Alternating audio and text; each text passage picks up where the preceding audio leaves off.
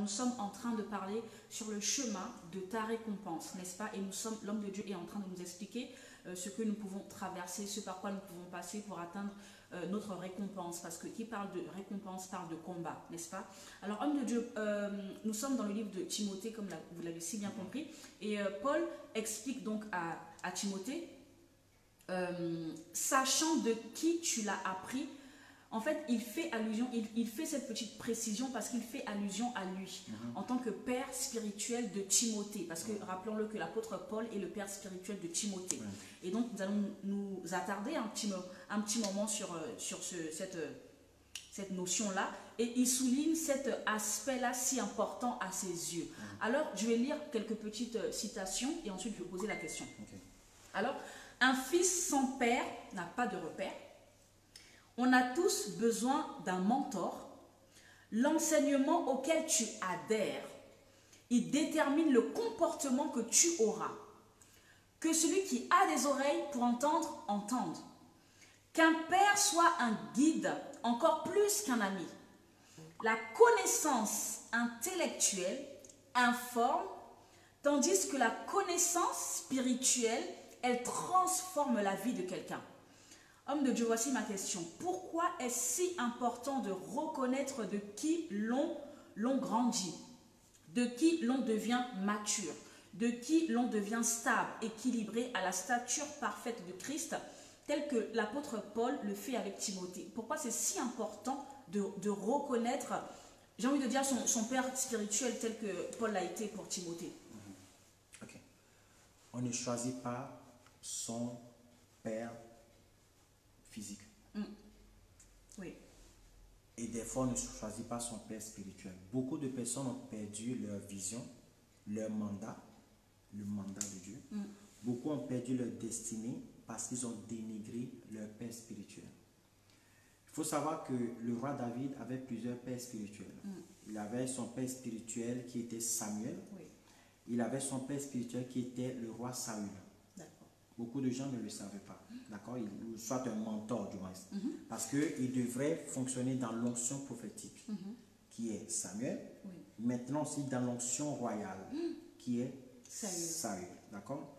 Il n'a jamais dénigré l'un ou l'autre, ou l'un en faveur ou en défaveur de l'autre. À chaque saison, David a passé plus de temps avec Saül qu'avec Samuel. Pourtant, c'est Samuel qui l'a oint. Oui. Qu'est-ce que cela signifie? Lorsque moi je lis ma Bible, on dit toujours fils de. Fils de. C'est toujours attribué à. On dit Jésus, fils de Marie. Jésus, fils de Joseph. Yeshua ben Daoud. Jésus, fils de David. David, fils d'Issa. Et quand on lit la généalogie du Seigneur Jésus dans le Luc 2 ou 3, quelque chose comme ça, on dit que fils de, jusqu'à Adam, fils de Dieu. Ça m'a choqué la première fois que j'ai lu ça. Je ne sais pas qu'on allait dire Adam, fils de Dieu. Mais la Bible dit que Adam, fils de Dieu. D'accord? Le jour où Adam a oublié que Dieu était son père, c'est le jour où il a perdu la royauté. Voilà pourquoi quand tu lis bien la Bible et que tu lis bien, c'est comme j'ai dit hier, un chrétien qui lit la Bible en surface pour connaître voilà, l'information, comme tu l'as dit tout à l'heure, de la Bible, s'il ne fait pas attention, il croira que je dois être un chrétien qui croise les bras. Et Dieu fera tout. Mais s'il arrive à comprendre la parole de Dieu, il comprendra que oui, je suis un enfant de Dieu et j'ai des responsabilités. Oui. Dieu a sa responsabilité, nous avons notre part de responsabilité. Le chrétien qui va encore plus en profondeur comprendra que plus jamais de sa vie dira c'est la faute à quelqu'un. Parce qu'à chaque fois que quelqu'un dans la Bible a dit c'est la faute à l'autre, il n'a jamais été pardonné, il n'est jamais allé plus loin. À chaque fois que dans la Bible quelqu'un disait je prends en charge ma responsabilité, c'est mon erreur, Dieu le bénissait, Dieu l'amenait plus loin. D'accord? Reconnaître l'erreur, reconnaître le tort pour aller plus loin devant Dieu permet de pouvoir avancer. Mais quand tu dis c'est la faute de, c'est la faute de, c'est la faute de, c'est du n'importe quoi. Il faut que chacun se responsabilise. Donc du moment où tu perds ta connexion, ton honneur envers celui que Dieu a choisi comme ton père spirituel, tu perds ta destinée. que tu le veuilles ou que tu ne le veuilles pas, tu perds la destinée. Dès que du moment où tu casses la connexion, ce que Dieu voulait faire avec toi, il ne le fera pas. En fait, tu as beau être n'importe qui, tu as beau être n'importe qui, du moment où tu brises les liens, les relations que tu ne dois pas briser, tu ne pourras pas jouir tout simplement de ce que Dieu veut que tu sois. Voilà pourquoi Dieu dira, enfant, j'ai un seul commandement pour vous. Honore ton père et ta mère pour pouvoir prospérer et vivre longtemps sur la terre dans le pays où c'est la seule chose. Donc lorsqu'on est un enfant spirituel, on doit honorer. Tu dois avoir un père que tu honores. Et la Bible dit, donne double portion d'honneur à ceux qui vous enseignent la parole de Dieu. Du moment où tu brises, tu casses, peu importe la raison, tu casses ça. Vous savez, je vais vous donner ce que je suis l'instrument du Seigneur. Si David avait tué Saül, il ne serait jamais roi. Oui, je pense. Oui. Écoutez-moi bien, je suis en train de vous dire, Samuel a oint David, n'est-ce pas? Bien. Si le roi David avait porté la main sur Saül, le roi Saül, il n'allait pas être roi jusqu'à la fin de sa vie. Même s'il était roi, il allait se faire tuer lui-même. S'il était roi, il n'allait pas mourir dans sa royauté. Voilà pourquoi, peu importe ce qui est venu sur David, peu importe que Absalom a voulu le détruire, peu importe les guerres qui sont venues, peu importe les erreurs même qu'il a fait, peu importe, David a commis des erreurs, si d'autres personnes l'avaient commis, on allait déjà les lapider. C'est vrai. Le roi Saül n'a pas commis autant d'erreurs que David. C'est vrai. D'accord? Mais parce que le roi Saül a déchiré le manteau de Samuel, c'est ce jour qu'il a perdu sa royauté.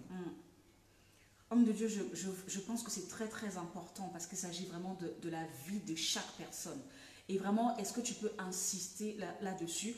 Parce que c'est vraiment ça le fondement même, c'est l'un des fondements, à mes yeux en tout cas, de la vie chrétienne. Parce que je pense qu'on peut être qui on veut, comme tu l'expliques, mais c'est tellement lié parce qu'on n'est pas né de rien, on est forcément lié à quelqu'un. Moi, je vous dis la vérité. Si vous avez autre chose, faites comme vous voulez, la vie témoignera de qui a raison. Même si ton père n'est pas chrétien, et que toi tu dis, soi-disant chrétien, tu vas aller dire, tu le déshonores, tu as des problèmes. Et avec lui, et avec Dieu. S'il respire, tu fais ma souffrance. Ça suffit déjà. Ça suffit déjà. Moi, je sais qu'il y a des souffrances que je n'ai pas suivies parce que j'ai honoré ma mère. Quand mon père est décédé, ma mère était le père en même temps, je l'ai honoré. Je vous dis la vérité. La vérité. Voilà pourquoi Jésus-Christ disait, j'honore mon Père. Je ne fais rien de moi-même. Jésus a toujours dit que Dieu était plus grand que lui. Jésus-Christ lui-même a toujours dit que Dieu était plus grand que lui. Seulement il a dit, celui qui m'a vu a vu le Père.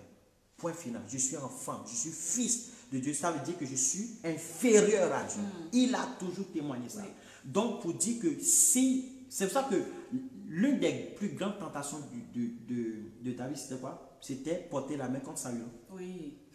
C'est la plus grande tentation que le roi David a connue. Est-ce que vous savez que parce que le roi David n'a pas porté la main, n'a pas dénigré Saül, que Jésus-Christ est venu? Révélation. Vous ne réalisez même pas quel était cet important de ne pas toucher l'onction. Si on dit Jésus, fils de David, c'est parce que David était un homme selon le cœur de Dieu qui n'a pas touché l'onction. Amen.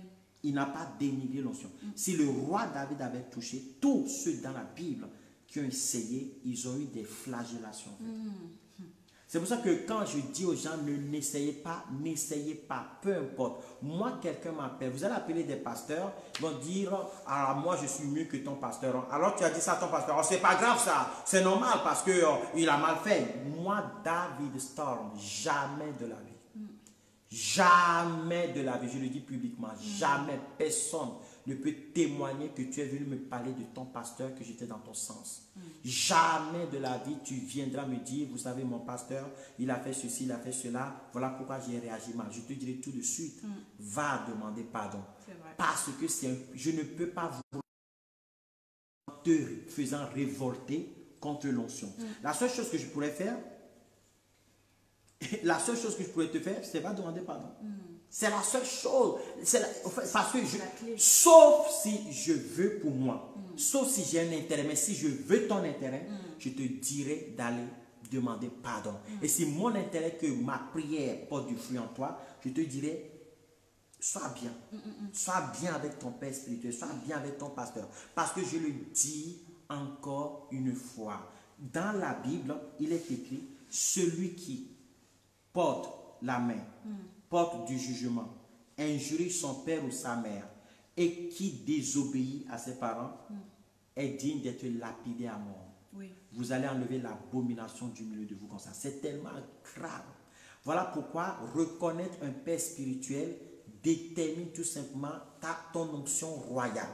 Il n'existe pas d'onction royale si tu casses, si tu brises, si tu te dissocies, si tu n'es pas à ta position. Ce n'est jamais facile, mes amis. Ce n'est jamais facile. Je le dis encore une fois, Saül a perdu sa royauté parce qu'il a déchiré le vêtement de qui? Samuel. Vous connaissez l'histoire de Cham, c'est Cham, le fils de Noé, qui a vu son père nu, qui est parti dire, papa est nu, hein. Est-ce que vous savez qu'il est maudit, sa génération jusqu'à aujourd'hui? Ça, c'est un autre thème, ça.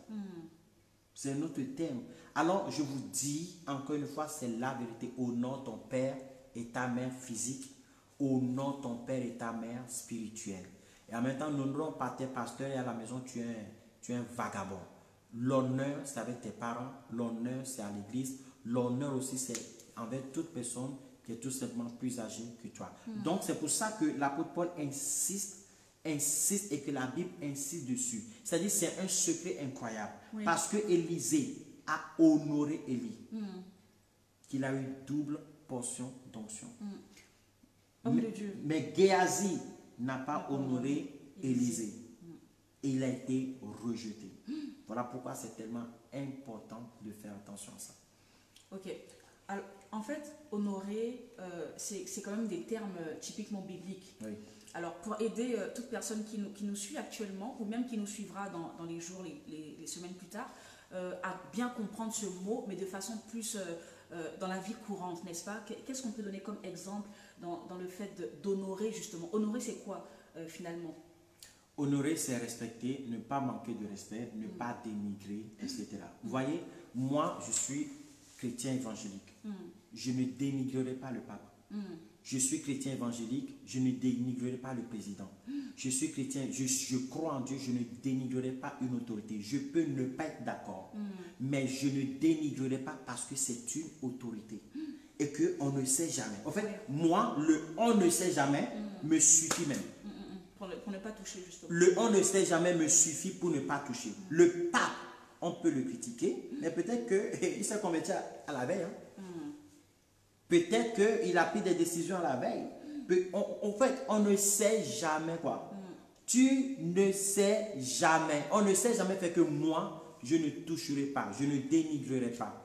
Je n'inventerai pas des histoires. Je ne parlerai pas mal de lui. Je ne le calomnierai pas. Au fait, honorer, c'est tout ce qui accompagne le verbe, la parole, tout ce qui accompagne l'intention, tout ce qui accompagne les actions qui ne portent pas atteinte à l'honneur d'une personne, au respect. C'est-à-dire que je ne fais rien pour que quelqu'un ne respecte pas. Je ferai tout. Au fait, l'honneur vient de deux mots conjugués.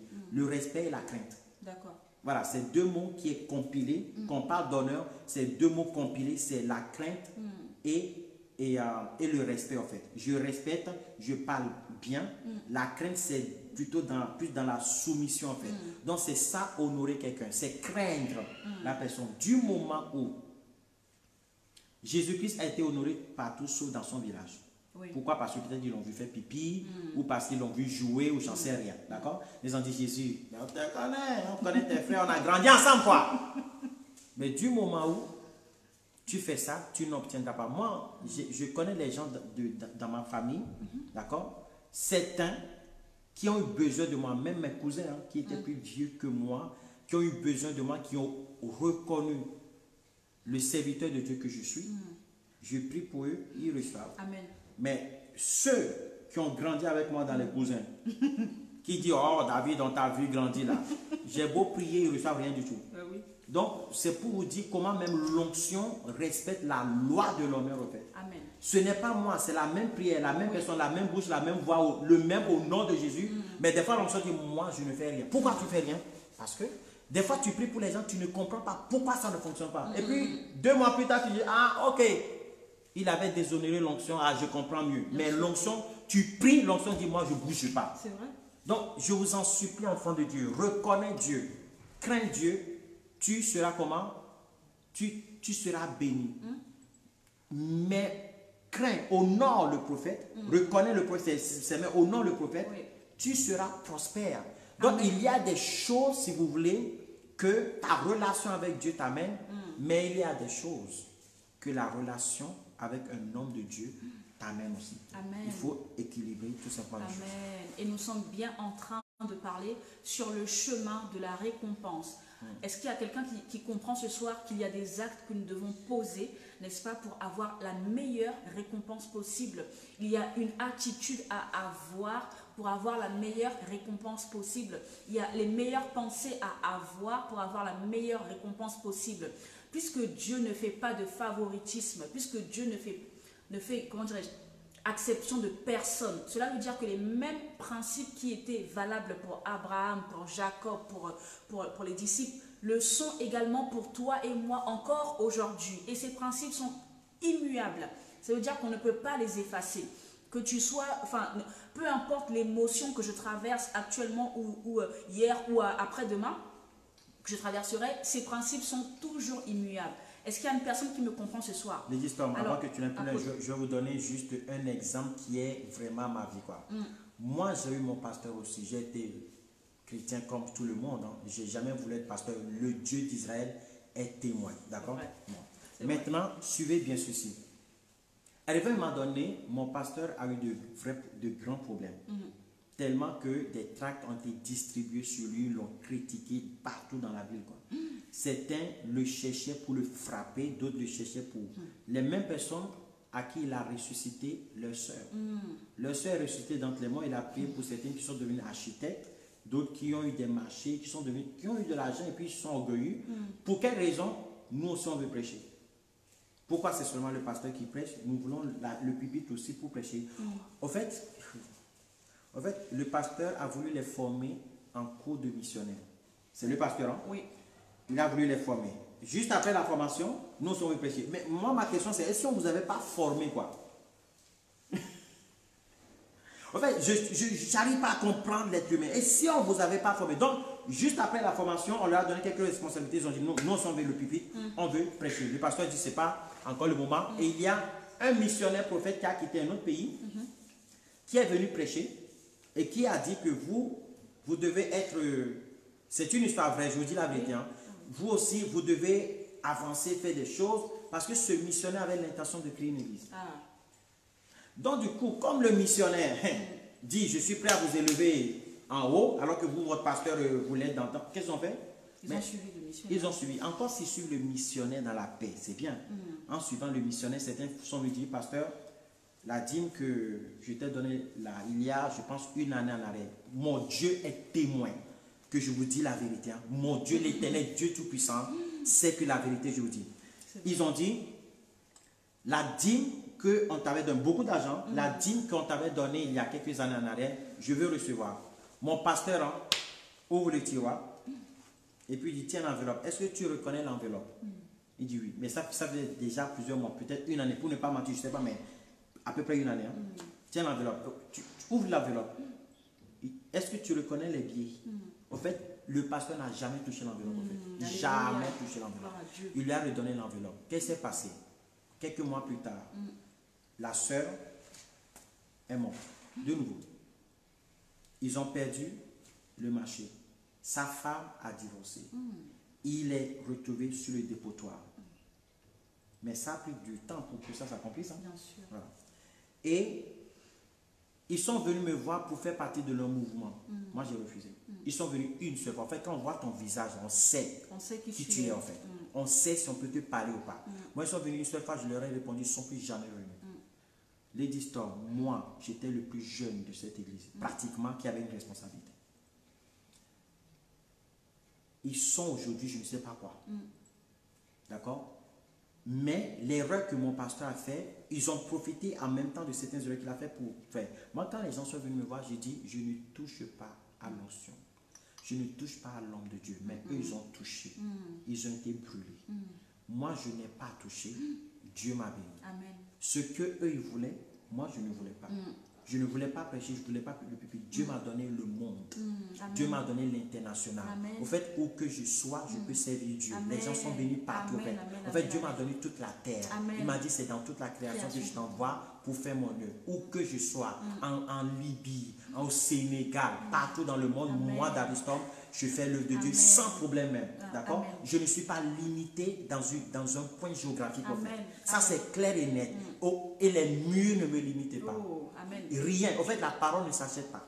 Amen. L'onction, Dieu l'a déjà achetée. Donc, je suis multimilliardaire en onction. En fait. Amen. Donc, une onction illimitée, une onction qui ne finira pas. Amen. Ni les bouches, ni les faits, ni les gestes, ni les barreaux, ni les jugements. Rien ne peut voler l'onction que j'ai. Rien ne fermera ma bouche par rapport à la parole de Dieu. Parce que Dieu me l'a donné. Donc, je ne suis même pas limité ni par le temps, ni par l'espace.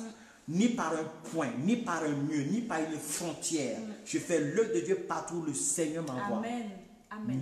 Mais il fallait que lorsque mon temps de tentation était venu, pour pouvoir toucher l'onction, je ne l'ai pas touché. Donc, sur ton chemin d'élévation, il y aura la tentation qui viendra pour que tu touches l'onction. Dieu créera des circonstances. Saül fera des erreurs. David fera des erreurs. David aussi a fait des erreurs, mais les gens n'ont pas touché l'onction. Ceux qui ont touché l'onction, je vous promets, c'est la vérité. Ah Seigneur, aide-moi, je t'en supplie. Je vous dis la vérité, allez lire, allez lire, allez lire. David, au fait, il peut y avoir des choses, des raisons pour toucher l'onction, mais ne touche pas. Voilà pourquoi je suis dans la grâce, le manteau de grâce aujourd'hui. Amen. Et tous ceux qui ont touché l'onction dans votre vie, vous avez 24 heures. Tous ceux qui appelleront leur pasteur, tous ceux qui enverront un message à leur pasteur pour demander pardon, je suis l'instrument du Seigneur. Qu'il accepte ou qu'il n'accepte pas, Dieu te déchargera au nom de Jésus-Christ de Nazareth. Mais il faut que tu le fasses de tout ton cœur. J'ai le manteau de la grâce ce soir. Alléluia. Parce que je n'étais pas prévu tout ça. Oui. Moi, même les questions. Nous sommes dans le mouvement de l'esprit. Je vous promets les questions pour vous dire, j'ai rien préparé. Hein. Oui ou non? Oui. J'ai rien préparé sur les questions. D'accord? Comprenez bien, ok? Donc, suivez. Je n'étais même pas au courant qu'on allait tout ça. Donc, soyez tranquille et sachez-le. D'accord? Donc, si on en arrive là, c'est parce que Dieu veut réparer. C'est parce que Dieu veut réconcilier. C'est parce que Dieu veut apporter la paix. Alors, je demande à tout que ton pasteur se trouve à 1000 km de toi ou pas.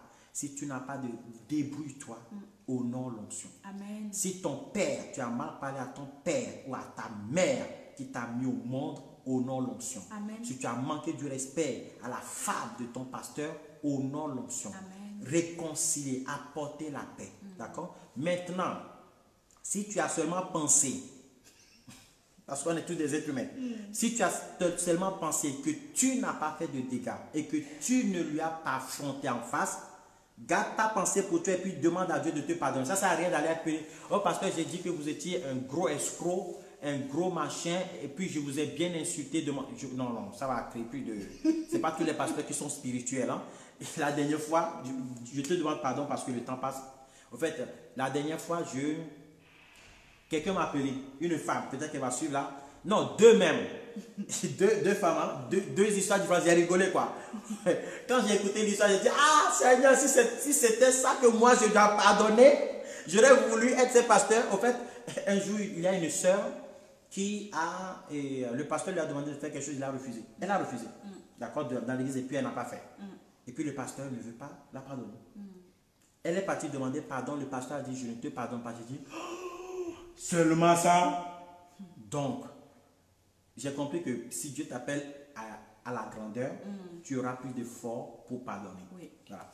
Donc, c'est pour ça que je vous dis, si c'est dans votre tête que vous avez fait des choses, vous n'avez pas affronté directement, ça ne sert à rien d'aller téléphoner pour dire, pasteur, tu sais, j'ai pensé, j'ai fait ceci, j'ai fait cela. Bon, si tu le sens, fais-le. Mais aujourd'hui, tu n'y es pas obligé parce que ce n'est pas tout le monde qui arrive à faire la part des choses. D'accord? Mais seulement si tu as affronté en face, si tu as manqué de respect, si tu as fait des choses que tu dois réparer, va réparer. Si tu as affronté en face, tu as manqué de respect, demande pardon. Si tu as injuré ton père ou ta mère en face de lui, demande pardon. Si tu as injuré la femme de ton pasteur en face d'elle, demande tout simplement pardon afin que ton cœur soit apaisé et que tu avances dans la vie. Parce qu'il y a des blocages, même le jeûne et la prière ne pourront pas l'enlever. David Storm, instrument du Seigneur, je vous dis la vérité. Maintenant, faites-en ce que vous voulez.